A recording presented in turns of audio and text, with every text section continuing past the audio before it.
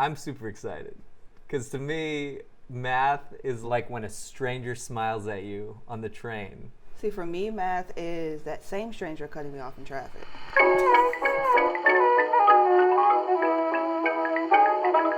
My name is Joi Donaldson. I work on the creative side of PrepMatters, and I hate math. But I agreed to let my colleague Ryan attempt to teach me something I thought I'd never grasp. Okay, it's not just me.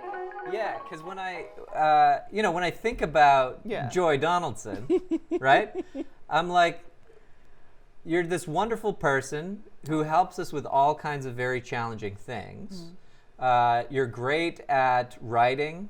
You're amazing at pulling together other people's ideas, at editing and adding some polish, right? So you're this very intelligent person who I respect a ton. And then when you go, oh, but I'm just not good at math, I'm like, that's, it seems from like my vantage point, I'm like, that's silly. Like, why would you think that math was this completely different domain from other kinds of learning and other kinds of reasoning and other kinds of thinking? Yeah. But it kind of comes down to, in some ways, this traumatic backstory that a lot of people share of, oh, I was really into school, I was curious about it, and then varies a little bit from like 4th grade to 11th grade. Right. And it's sometimes it's mom, and sometimes it's dad, and sometimes it's a teacher or a friend. Yeah. But at some point there's like this gap that opens up. It makes it feel completely inaccessible. Yeah. And part of it is like every single one of them thinks that it's just them. Yes. Who isn't on the math train somehow. Like, what did I miss? I must be broken. I don't have that. There's like a math bone that I didn't have installed. Not born with it. Yeah, that's how a lot of people feel about it. Yeah.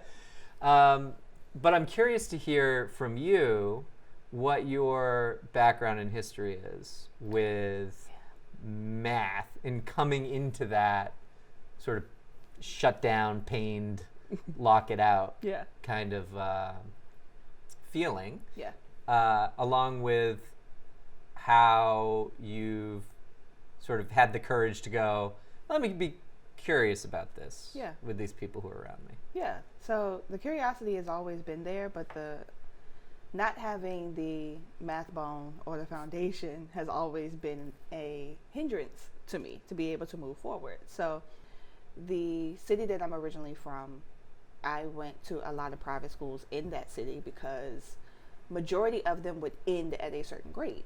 So say this particular private school ended at 3rd grade, I would miss key components in 4th grade because that particular school would view my grades and go, oh, okay, well, she's at this level, so we're going to move her to this level, not really thinking about what may be missing in between. So math had always been a little, it was the mountain I could not climb for a long time. And understanding that about myself and applying how easy it was for me to get other subjects, I just deduced it to, oh, well, I'm just not good at math. And unfortunately, the people around me just kind of went, yeah. And so, oh no. So not having bits and pieces and key components that were left out of the conversation, and then moving into another grade and being essentially told, oh, well, you'll get it in this next new grade, not factoring in, oh, you're going to a whole new school. Right. You're meeting new people, you're meeting new teachers. The curriculum may be a little bit different. Growing up in private school, everything was accelerated. So it was more pushed on how quickly can we get you to the mark where we want to get you. And whatever you're missing, you'll just pick it up later, maybe. Got it. So not having a solid enough foundation of what math really is, and then it always being kind of, well, she'll get it, that's fine. Right. Did not hit until I got my first failing grade in high school, which was devastating. That up to that point, I had never gotten a failing grade in anything, let alone I'm failing in the subject that I have the most issue with. Yeah. And so I did not have anyone to really stop me and go, hey, what's going on? What's happening here? What are you missing until my freshman year of college? And he asked me, what is your foundation? What do you know? And what do you know? What do you do successfully? Yeah. But he expressed some curiosity. He did. Like, what does this picture look like from your side of things? Right. He was the first person to ever do that. Right. And when I began to break down that, I kept missing these essentially milestones on what math. I don't have a good grasp of algebra, so of course I don't have a good grasp of geometry and trigonometry, any of those other things, because the thought was, she'll get it later. She'll be fine. We just need to get her through the next grade. Yeah, it's interesting to me how, like, the good intention there of, oh, there's the possibility and there's the hope that you go back and you kind of fill these gaps and so on. Right.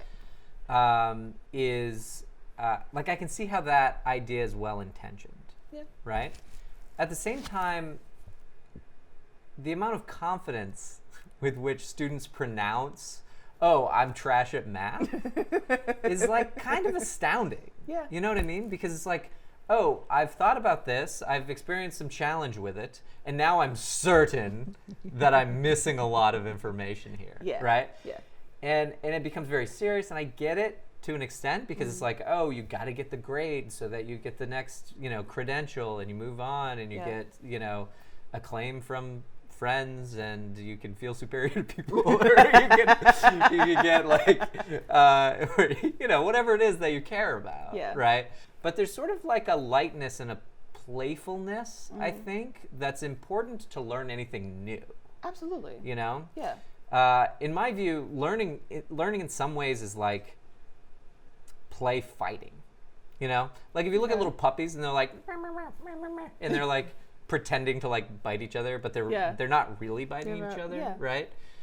That's kind of how I think of like math puzzles in a way, right? They're these little like low stakes challenges that are good analogies for the kinds of problems that show up in real life that would require some kind of analytic reasoning.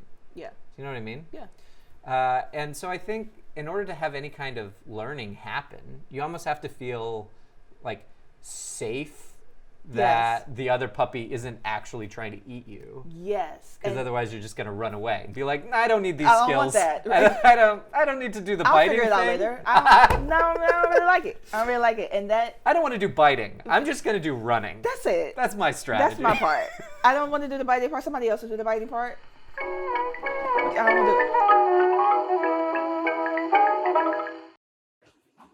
Oh, absolutely.